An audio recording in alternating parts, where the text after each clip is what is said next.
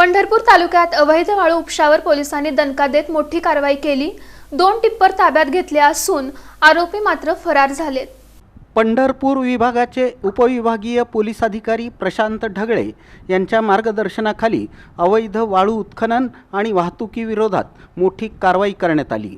आंबे परिसरातील नदीकाठावर सुरू असलेल्या अवैध वाळू उपशाची गुप्त माहिती पोलिसांना मिळाल्यानंतर पोलिसांनी तात्काळ छापा टाकला।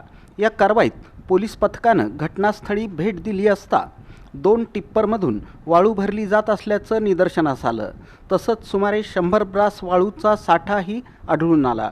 पोलिसांनी JCB मशीन जप्त करण्याचा प्रयत्न केला असता चालकानं एक यारी ट्रॅक्टर वाहनासह घटनास्थळावरून पळ काढला।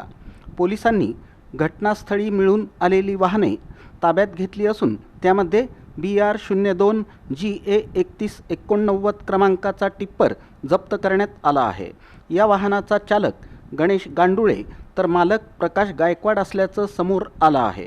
तसंच दुसऱ्या टिप्परचा क्रमांक उपलब्ध नसून त्याचा चालक सिंधू लाला कांबळे असल्याची माहिती पोलिसांनी दिली।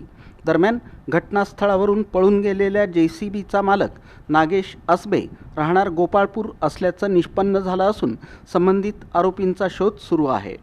अवैध वाळू उत्खनन आणि वाहतुकी प्रकरणी गुन्हा दाखल करण्याची प्रक्रिया सुरू असून पुढील तपास पोलीस विभागाकडून करण्यात येत आहे। अवैध वाळू माफियांविरोधात यापुढेही कठोर कारवाई सुरूच राहणार असल्याचा इशाराही पोलीस प्रशासनानं दिला आहे।